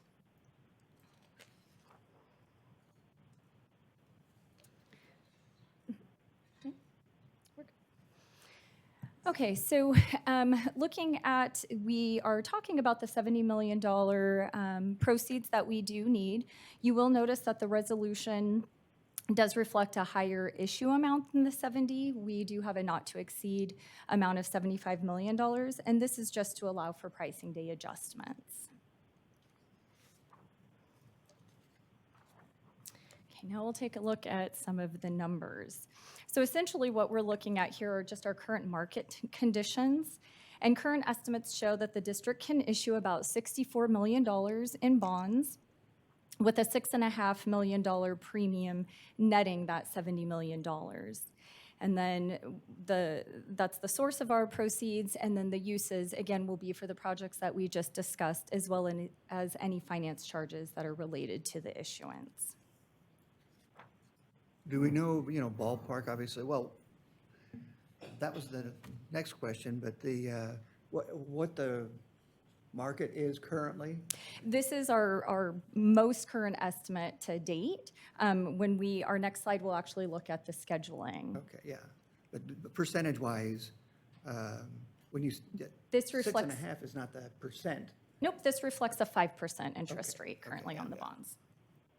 Yes, thank you for that question. Okay, so just kind of looking at the process. So again, we just discussed the April 8th board approval of the resolution. Again, just preparing for this process. We're here today looking for approval on the issuance. The district has a credit call with Standard & Poor's on October 1st. That's next week. And then later next week, we do expect to receive the credit rating. The district, we are expecting to be reaffirmed at our AA- rating. And then that leads us into the first and second week of October. We're expecting our pricing and then closing by the 15th. Okay, and then there's a number of documents that go along with the bond issuance. As you see here, just a list. We have our good faith estimate, installment purchase agreement, trust agreement, continuing disclosure certificates, the preliminary official statement, as well as the purchasing contract. And then the next couple of slides, I was just going to briefly kind of describe what each of those documents do. So the good faith estimate is just, it represents the estimates for our true interest cost, our transaction fees, the net proceeds of the transaction, as well as the total debt payments. The installment purchase agreement establishes the specific terms of the COPs. Okay, lost my place here. The trust agreement, this essentially governs the certificate terms, the interest rates, and the maturities. The continuing disclosure certificate describes our reporting requirements. And then the preliminary official statement basically provides all the relevant details related to the new issuance as well as the district's total outstanding debt. And then lastly, the purchase agreement between the district and JP Morgan establishes the terms and conditions for the purchase of the 2024A certificates. Next slide. Okay, and then the proposed resolution will authorize the district to issue the 2024A COPs. It also allows the general manager to authorize execution and delivery of the transaction documents, allow final revisions to the draft documents, appoint a trustee to receive proceeds, and also gives the general manager authority to take other actions necessary or desirable to complete the issuance. And then after our regular board meeting today, we will open a meeting for the El Dorado Irrigation District Financing Corporation. And then just looking sort of as described in the schedule, just our remaining tasks. Again, we'll be meeting with the rating agencies next week, reaffirming our rating, pricing out the certificates, printing our official statements, and then closing on the bonds and delivering the funds. Okay, and that concludes my formal presentation, brings us to the board options. Option 1, adopt a resolution authorizing the issuance of not to exceed $75 million aggregate principal amount of revenue certificates of participation and approving the execution and delivery of certain documents in connection therewith and certain other matters. And staff recommends option 1. All right, do I hear a motion? I'll move option 1 with a question. Okay. Looks like our timing is pretty good, given the 0.5% reduction in the prime last week. Do we have any outstanding callable bonds that would be advantageous for us to refinance at this rate? We've taken a look at that. We are not doing that at this current time, but we continue to look at those regularly to make sure that we're taking advantage of that when those are available. Okay, thank you. And do I hear a second? Second. We have a motion and a second. Any other board questions? I just comments? have another question. Go ahead. So if we waited 6 weeks, when the Fed is supposed to drop another rate or decrease, would that help? You know, everything is uncertain. You know, you never know what is going to happen. We potentially could have waited.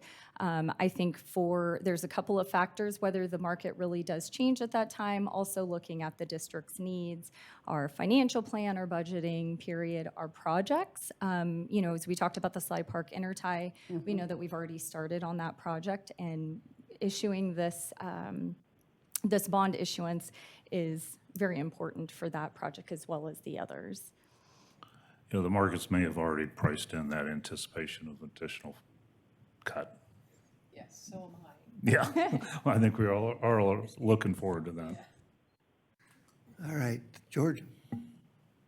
You don't have to answer this today. Anytime in the next 2 or 3 minutes would be fine. Anyway, when I first got here, our bond rating was C+. And now it is AA-. Based on that $75 million, I would just like to know what the interest rate difference would be over the life of a bond. I would imagine it's millions of dollars, but that's pure supposition. But if you could give me an answer to that, I would really love to hear it. Because I think there are people that are running for office that think that we've got to protect that bond rating. And I think I need that number. Thank you. And you're asking for the number between AA- versus C. Between C+ and AA-. Okay, and as part of those documents, I'd just like to highlight that the financial plan shows the debt service coverage next year is 1.26. So we're a little thin on that, but with the rate increases being proposed, and if the board adopts those rate increases, we'll continue to build our strength on our debt issuances. So that's, I wanted to highlight that as very, very important to continue with the long-term financial plan. All right. Brian, do you have anything? No? All right, I'll open it up to public comment or question. If members of the public would like to address the board on action item number 6, please refer to the instructions in today's agenda. President Day, it does not appear any members of the public are wishing to speak on action item number 6. Option 1 moved by Director Dwyer and seconded by Director Veerkamp. I believe we're ready for the vote. All right, please vote. Division 1, 2, 3, 4, and 5, voting aye, motion carries unanimously. And maybe while we have Ms. Bandy there, would it be okay, Brian, if we will go ahead and pause the regular meeting and open the meeting of the Financing Corporation? Yeah, so we'll pause a regular meeting and I'm sorry, President Day, if I could just maybe ask the board clerk to confirm whether or not we need to open a separate Zoom link associated with the Financing Corporation agenda, or if this is. It's the same Zoom link. Then we're good to go. good. All right, so at 10:44 a.m., I'll open the meeting of the El Dorado Irrigation District Financing Corporation. And With Directors Osborne, Dwyer, Day, Veerkamp, and Anzini present. President Day, I'll move to adopt the agenda. Hold on. Motion to adopt. And Chief Financial Officer Bandy Sorry. and Secretary Abercrombie present. We have a motion on the table to adopt the agenda. do I have a second? I'll second. All right. Is there any public comment or question on the adoption of the Financing Corporation's agenda? If members of the public would like to address the board, please see the instructions on page 2 of the Finance Corp agenda. President Day, does not appear any members of the public are wishing to speak on the adoption of the Finance Corp agenda. I believe moved by Director Veerkamp and seconded by Director Dwyer. Believe we're ready for the vote. All right, please vote. Division 1, 2, 3, 4, and 5, voting aye, motion carries unanimously. All right, is there any public comment on items not on the Financing Corporation's agenda? If members of the public would like to address the board, please refer to page 2. President Day, it does not appear there are any members of the public wishing to speak. All right, thank you. We'll move on to new business. Item 1, approval of the minutes from January 22nd of 2024. Do I hear a motion? I'll second. We have a motion and a second. Is there any public comment on the approval of the minutes from January 22nd? If members of the public would like to address the board on new business item number 1, please refer to page 2 of today's agenda. President Day, it does not appear any members of the public are wishing to speak on new business item number 1. Option 1 moved by Director Anzini and seconded by Director Dwyer. I believe that we're ready for the vote. All right, please vote. Division 1, 2, 3, 4, and 5, voting aye. Motion carries unanimously. All right, thank you. We'll move to item 2. It's very familiar. Consider adopting a resolution. Do I hear a motion? I'll move. I'll second. We have a motion and a second. Option 1, correct? Correct. Okay. Thank you for clarifying, yes. And is there any public comment on adoption of option 1 for item 2 of the Financing Corporation? Which, if you don't have it in front of you, it's identical language to what we already just. Yes, the PowerPoint is essentially the same as the PowerPoint that she Just approved. presented. I If don't- members of the public would like to address the board on new business item number 2, please refer to the instructions in today's agenda.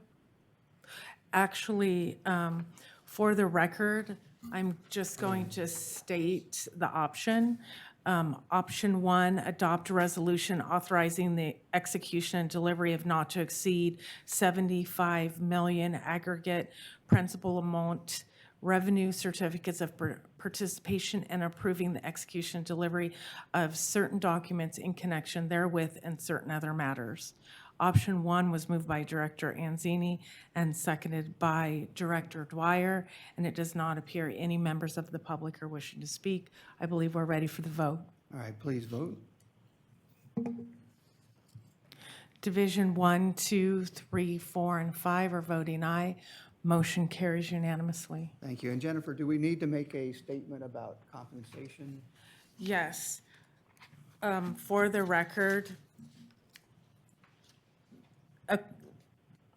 in accordance with the Brown Act, I hereby announce that board members are not receiving additional compensation for either the regular board meeting or the Financing Corporation meeting. Thank you, Director Day. Thank you. And so I will adjourn the Financing Corporation meeting at, having a hard time. 10:47 a.m., sir. Those old-fashioned clocks, I'm starting to lose the ability to read them. Thank you. That meeting adjourned. We'll return to the regular board meeting and item 7.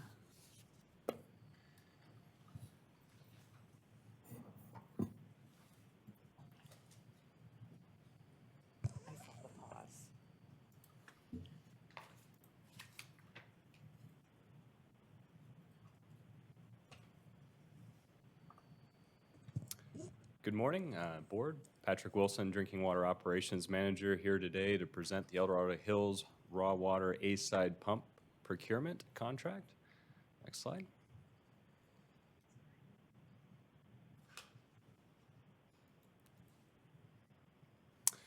So the El Dorado Hills Raw Water Pump Station is the primary means to pump water from Folsom Lake to El Dorado Hills Water Treatment Plant. It is critical to maintaining the service and reliability within El Dorado Hills proper. And it has minimal redundancy for growing customer need, which I'll get into in a little bit. Additionally, an additional pump, would limit any downtime for either routine maintenance or unscheduled maintenance, such as a subsequent pump failure that we could experience. Next slide. So the A-side system was installed in 2021. It has a reliable capacity running all 4 of the pumps without any redundancy of 20 million gallons a day, depending on, of course, lake level. Our current capacity at El Dorado Hills Water Treatment Plant, as I mentioned in prior board meetings, is closer to 18.5 MGD. And so we're running all 4 of the pumps are currently sustainable. The B-side system, which was installed in 1993, is approaching the end of its service life. It is intended to be the redundant backup. However, as Brian mentioned in his presentation earlier, with the expansion of 24 MGD, the B-side system would subsequently have to be placed into service at that time to meet that 24 MGD requirement. Production, excuse me. The B-side system is a 2-stage pumping system. So unlike the new A-side system, which pumps with 1 pump all the way up to the treatment plant, there's 2 sets of pumps. There's in-lake pumps that boost water up to the actual boosters that then subsequently pump the water to the plant. This provides a lot of challenges with operating that system. Obviously, you have to get those pumps running concurrently and subsequently to minimize any sort of cavitation that does happen. Unfortunately, we've experienced, and I'll get to in a little bit in some future slides, some significant cavitation in the booster pumps that receive water from the in-lake pumps. There's also challenges with that system as a whole. The original B-side system was designed with an old A-side system with a much lower head on the pump curves. Unfortunately, as time has progressed and we've added this new A-side direct pumping system, it's very difficult to get that B-side system to modulate and run at a given flow rate when the A-side is running. So there's some challenges with the pump curves there in an effort to get sustainable and even water to the facility. And as I'm kind of alluding to, but the more pressing issue is the maintenance side of things. The B-side system itself overwhelmingly requires significant amount of maintenance in order to maintain its current operation and state, and will continue to do so in the years coming forward. Next slide. So as I mentioned, the A-side pumps are shown on the left there. They're visible, of course, from Folsom Lake and that aerial. The B-side are the submersible pumps you can't see. They kind of run down the face there. They have some rock over the top of them. They pump to the inline boosters, which are in that building, and then subsequently both pump up to El Dorado Hills Water Treatment Plant, shown in red. So as you can see, we're pumping water from those B-side boosters directly against the A-side pumps, and as I mentioned, there's some challenges with being able to efficiently do that. Next slide. So just a little bit of background. Back in 2010, you can see on the far left, there's wire actually running down by the side of the casings. That's for the emergency C side, which we did continue to retain as part of the upgrade at the facility. The B side are the next three casings you can see from the left. They're kind of in the middle of the screen there. Those are still in service. And then the old A side lines, the old two A side lines that go into the lake are subsequently have been replaced and upgraded. Next slide. Since then, we've upgraded the facility. On the left, you can see the immediate four pumps are the A side, and then in the background there, you can see the air releases for the B side. And on the right-hand side, you can see how we've paved out, kind of cleaned the site up significantly from the early 2000s, and we've added that new surge tank as well to combat some of the challenges with the inline pumping. Next slide. So the A-side pumps are somewhat similar in nature to the existing B-side in-lake pumps, but they are different. They do require a specialty crane, which was shown in the previous photos, but in order to actually pull a pump in and out. On the left-hand side, those are the actual pipe discharge headers that send water into the raw water pipeline. On the middle picture, you're seeing a pump that's actually being removed, and on the right, the pump is fully removed, and that's what we're looking to procure today. Next slide. So the B-side pumps, just kind of an overview. On the left, you can see that's the actual in-lake pump being pulled as part of the casing, some of the discharge piping from that pump is being removed. And on the right, you can see that we have three booster pumps that those in-lake pumps pump to, and then those subsequently pump water from the submersibles up to El Dorado Hills Water Treatment Plant. Next slide.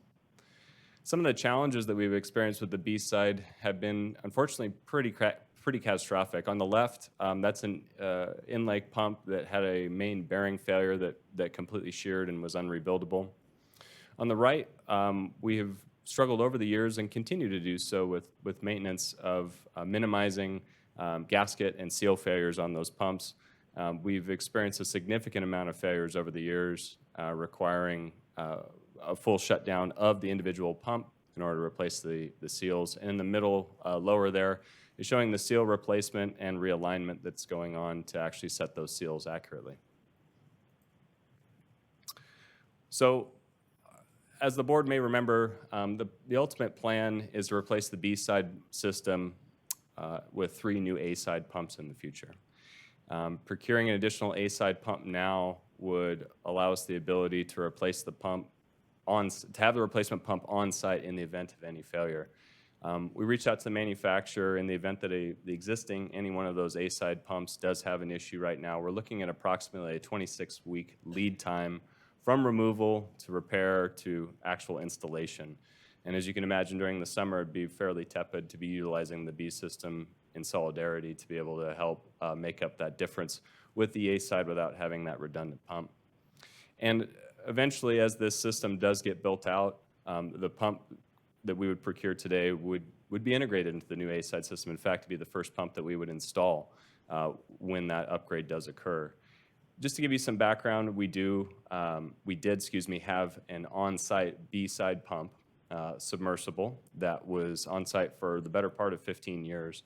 That on our last failure on the B-side in-lake pump, we utilized that pump, put it in service, and procured another backup. That pump is still in operation today. So this is nothing uncommon for us to have a backup. The difference, of course, today is unlike that pump, which is in lake, is right around $150,000, $200,000. This pump is substantially more. Next slide. So the project costs, just for initial funding, we requested $5,000 to bring this to the board today. The procurement of an additional A-side pump from DXP Enterprises, who is the vendor for FlowServe for this territory, including tax and shipping for a full funding request of $539,289. And option 1 is to approve a contract to DXP Enterprises, Inc. in the not-to-exceed amount of $539,289 for the purchase of a raw water pump and authorized funding of $539,289 for the El Dorado Hills Raw Water Pump Station A-Side Pump Project, number 24049.01. And recommendations, option 1. Any questions? Yeah, Laurie? So, I thought I heard you say earlier that one of our A-side pumps was having a problem, the new ones? Okay. So what we're doing is we're taking the Bs and replacing them to As. Eventually, yes. So right now, we're still utilizing the B side as its redundant backup. Okay. Long-term, the goal, in 2021, when we presented to the board, when we went for those original A-side pumps, we had made mention that the future is that eventually the B-side does need to be replaced. The labor intensity, the pumping, everything encapsulated with that makes it a challenge to operate that system. It's very time-consuming. So long-term, the B-side will eventually go away. In the meantime, to have this pump as a redundant pump for that A-side system is imperative, so that we're not codependent on the B side in a max day demand. As a backup, Yep. yes. Okay, thank you. Go ahead. So it won't be installed, it'll just be there as a spare in case one of the major A-side pumps fails. And eventually, when we do the upgrade, we're gonna have to buy 2 more of these $500,000 pumps. Is that correct? That's correct. Okay, At today's prices, thank you. thank you. All right, do I hear a motion? I'll move, Have a motion? option 1 or whatever. I'll second. All right, is there any public comment on action item 7? If members of the public would like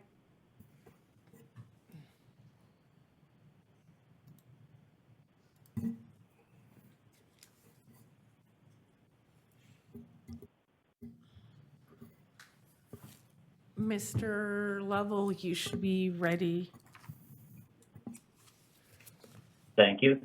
Good morning. I'm Brian Lovell, El Dorado Hills. The 2024 water plan shows the costs associated with pumping water from Folsom Lake are very high, up to $300,000 a week for the raw water facility alone. It also says the district has a long-term objective to reduce reliance on Folsom Lake and the associated power costs, which is ironic considering the 2013 water plan provided a detailed solution to supply all of El Dorado Hills' needs by gravity. Yet today's presentation shows doubling down on the decision to rebuild the Folsom intake by adding 3 more pumps to the existing 4 now in use. It seems the men will be leaving soon who were responsible 11 years ago for shelving the gravity feed solution to El Dorado Hills. And ideally, their replacements will be chosen for their ability to implement, with all haste, the much-needed gravity feed system. Is this really the right time to sink another $500,000 into the Folsom raw water intake? Thank you.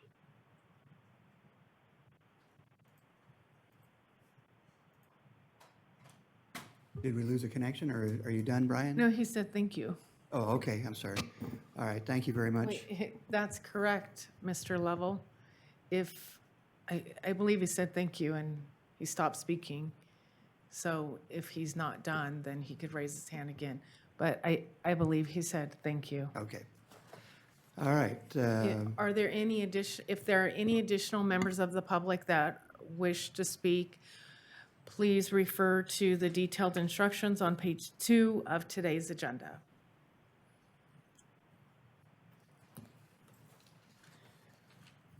President Day, it does not appear there are any additional members of the public wishing to speak on action item number 7. Option 1 moved by Director Anzini and seconded by Director Dwyer. I believe we're ready for the vote. all right, please vote. Division 1, 2, 3, 4, and 5, voting aye. Motion carries unanimously.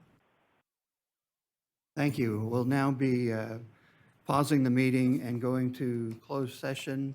Counselor, do we have an estimate? Thank you, President Day. The board will be meeting in closed session to discuss 2 items. They are reflected on today's agenda as closed session items A and B. I anticipate that the board's consideration of these items will require at least 30 minutes. Okay, so we'll go into closed session, and we will return no sooner than 11:30 a.m., but it could be after that. Thank you. This meeting, this session will be shut down. However, the same meeting will resume once the board reconvenes in the boardroom. All right, we are back in session at 12:19 p.m. And we're back from closed session. Counselor, anything to report? Yes, thank you, President Day. The board met in closed session to consider closed session item A. It met with and provided direction to its labor negotiators, but took no reportable action. The board also met in closed session with legal counsel with regard to closed session item B, and again, provided direction, but took no reportable action, and that concludes my report. All right, thank you. Jennifer, any review of assignments? We have two. Director Day requested that staff clarify if an ADU is part of the existing dwelling or if it's an additional dwelling on the property. Yeah, if it's When built do we separately, charge yeah. an FCC? Director Osborne requested that we provide information to the board on the difference, the interest rate difference between a C+ bond rating versus our current rating. All right, thank you, and meeting adjourned at 12:20.